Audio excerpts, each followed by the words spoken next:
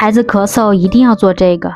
这次孩子生病可以说是最严重的一次了，一上来就咳嗽得特别严重，一晚上都睡不好觉，基本半个小时左右就咳醒一次，醒了就哭闹，全身大汗，嗓子很快就哑了。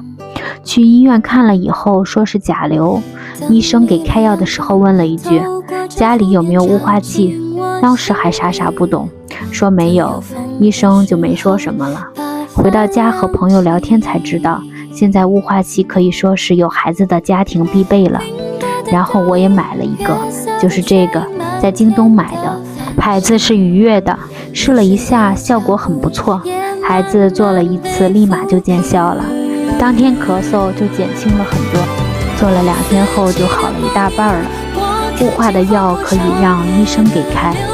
这个用起来真的不错，我们在家就可以给孩子遵医嘱治疗咳嗽啦。家里如果有孩子咳嗽严重的宝妈，可以尝试一下。